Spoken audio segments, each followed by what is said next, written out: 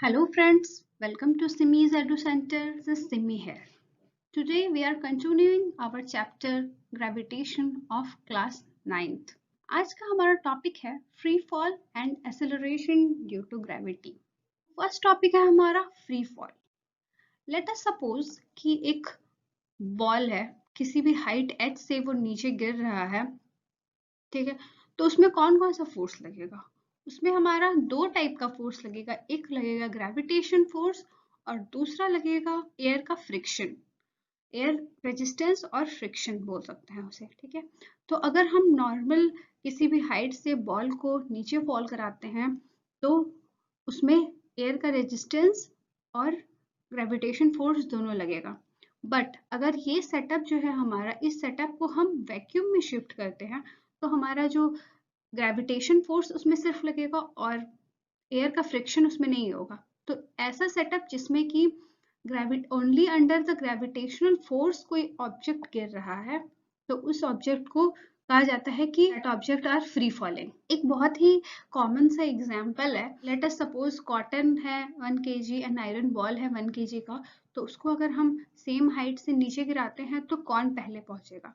तो पहुंचना तो दोनों को सेम टाइम में चाहिए, बट कॉटन का जो हमारा सरफेस एरिया ज्यादा है तो उसके कारण वो एयर में उसे फ्रिक्शन ज्यादा महसूस होगा, तो उसके कारण वो आयरन बॉल से थोड़ा डिले में पहुंचेगा।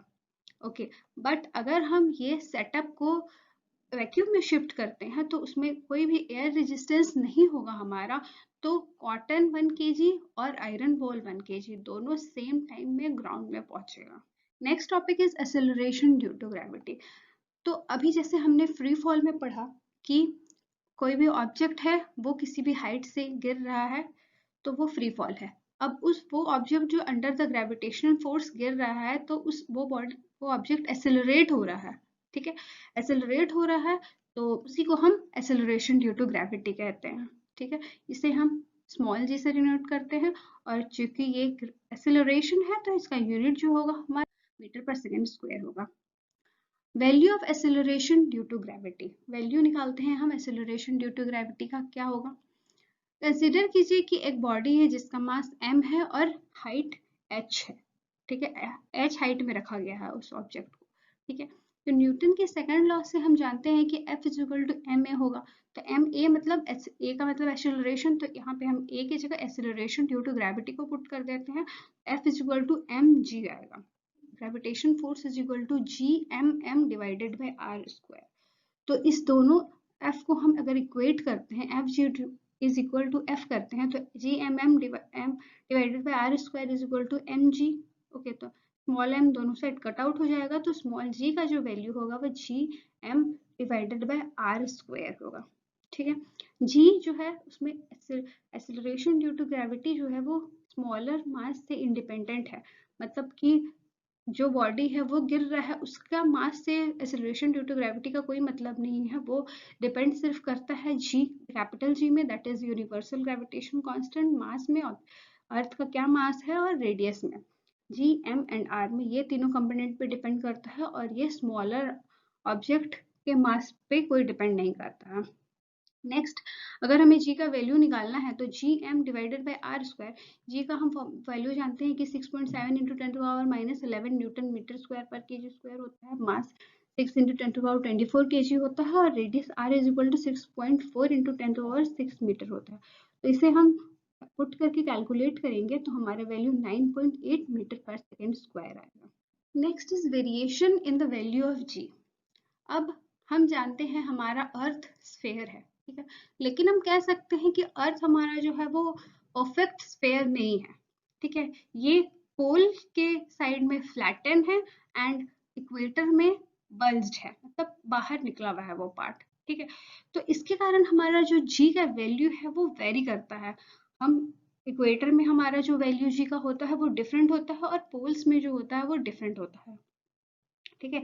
तो इक्वेटर में हमारा रेडियस बड़ा है अर्थ का, तो जैसे हम फॉर्मूला जानते हैं कि g is equal to G M divided by R square होता है, तो r अगर रेडियस ज्यादा होगा तो g का वैल्यू कम होगा वहां पे, और जहाँ पे रेडियस कम है वहां पे g का वैल्यू ज्यादा होगा। तो रेडियस इक्वेटर में ग्रेटर है पोल से, ठीक है।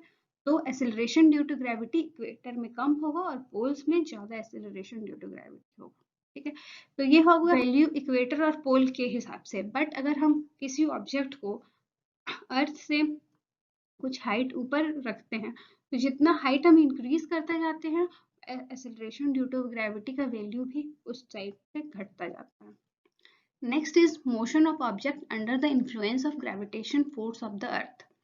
हम मोशन चैप्टर में 3 फॉर्मूला पढ़े हैं कि v is equal to U plus A T, S is equal to U T plus half A T square and v square minus U square is equal to 2as।